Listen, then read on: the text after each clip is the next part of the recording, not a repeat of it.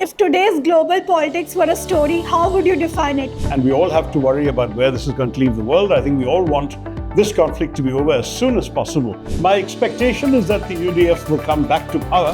Now, what if you are named the Chief Minister primarily because you made this prediction with the New Indian Express, and what if it turns out to be right?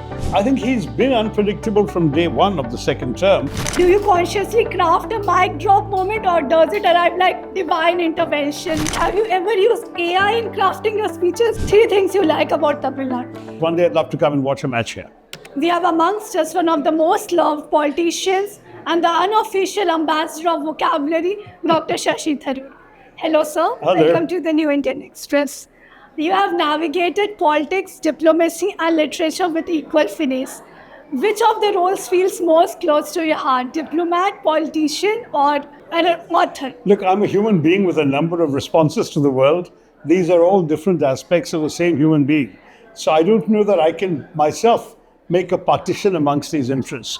I'm the person who's interested in all of this, and also interested in cricket, and also interested in theatre, also interested in various other aspects of the human condition. It's something which, as a human being, I don't try and compartmentalize. I just do it all. And you are the ones who, at the receiving end, may see these as different shades or different interconnected things, but they all come from the same person. If today's global politics were a story, how would you define it? A tragic drama like Shakespeare? A warning about control and lies like Orwell? Or unpredictable theatrics? I think completely unpredictable. And what's more, I found that all life is a mixture of all of these. There is no individual life that is free of tragedy and suffering and loss and illness and setbacks, but also such a life always also has its moments of joy, of love, of celebration, of success, of recognition. Both coexist in every individual life, and they coexist in the world around us. We meet with war against Iran dominating conversations. Your thoughts on it? I've just been answering that question up on stage. I think it's a very turbulent, uncertain, troubling time, and we all have to worry about where this is going to leave the world. I think we all want this conflict to be over as soon as possible, so that we can have peace and calm once again in our neighborhood. A word about President Trump. Has he turned too trigger happy for the world's comfort?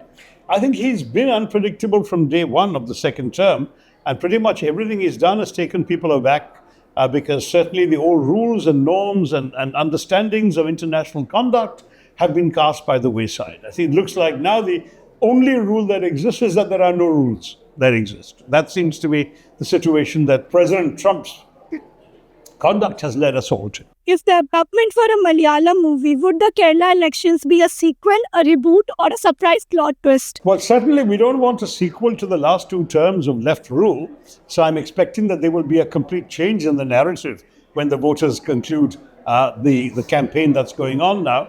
My expectation is that the UDF will come back to power after a 10-year hiatus, and we'll see some very positive changes for the state. Now, what if you are named the Chief Minister primarily because you made this prediction with the New Indian Express, and what if it turns out to be right? Anything? I don't think I've made any such prediction. I've been telling everybody I'm not a candidate in these elections. I'm going to be there to campaign for everybody. And in fact, I'm co-chairman of the campaign committee, and my role is going to be as far as possible in every district in supporting as many candidates as I possibly can. I need to see a UDF majority, nothing to do with my personal capacities or otherwise. You have delivered some of the most viral and loved speeches online. Do you consciously craft a mic drop moment, or does it arrive like divine intervention? I think a lot of what one says or writes, one doesn't really know what someone is tapping into. There is a higher consciousness somewhere that gives you the inspiration. That's true of all of us. I'm not speaking only for myself. So I can't really say that. I mean, in the case of the Oxford Union speech, if we were referring to that, I only had a scrap of paper that was smaller than the palm of my hand with some facts and figures and some notes that had been scrawled on it. The rest was off the top of my head. It worked. There are other speeches in Parliament where it's meticulous, where every detail, every point is already listed in advance before I speak. So it varies from time to time as to what the issue is, where the forum is, what the audience is, what the occasion is. I won't predict that there is one simple approach. In Kerala, when I'm on the campaign trail, I make 17 speeches a day, and not one of them has a text. It's just whatever comes into my head. That again varies from place to place and issue to issue. Your answer leads to me asking that have you ever used AI in crafting your speeches? No, I haven't got there yet because, again, the other problem is, as far as I'm concerned, that most of my speeches there isn't enough time to prepare in the first place.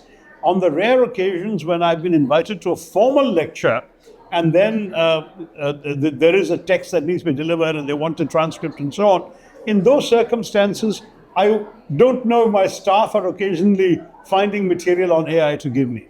The words are usually mine, but very often some of the material, the research and so on, may be AI assisted. I don't know because I've got staff who do that for me. But it's entirely possible that some of the material does come because AI has become an indispensable research tool in today's day and age. Few years back, we saw you doing stand-up comedy. Is there any possibility anytime soon we'll see you doing that? I don't want to make too much of a habit of it. There've been two stand-up comedy acts. One was in 2019. I remember it was recorded during that gap between the voting and the counting in the 2019 elections. And that then had a lease of life on Amazon Prime. And the second example was immediately after COVID, when the JLF at the British Library took place, and they wanted me to do a stand-up comedy act to wrap up the literary festival there, the first one after COVID. Those are the only two occasions that I have done stand-up comedy. And as far as I'm concerned, I'd like to leave it there for the indefinite future.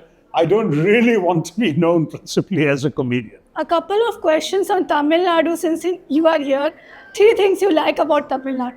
Oh, I certainly like the food. I like, in many, many ways, the people, the culture. And there's a lot to be said for the cricketing atmosphere here. Last time I came to Chennai, I took a tour of the wonderfully renovated cricket stadium. Fabulous. One day I'd love to come and watch a match here. Rajnikant is a favorite here. Your favorite actor, sir? I don't have one particular favorite. I tend not to pick favorites either amongst actors or amongst authors or even amongst cricketers. I like to watch, and wherever a performance is good or a book is good or a film is good, I can acknowledge it without being tied down to a favorite. Right. Finally, for our viewers, some lines. I think the very simplest thing that I would say is keep your mind open and go through life prepared to learn every day. That was perhaps the most useful thing I said on stage today. I'll repeat it for you. Thanks very much. Thank you, sir.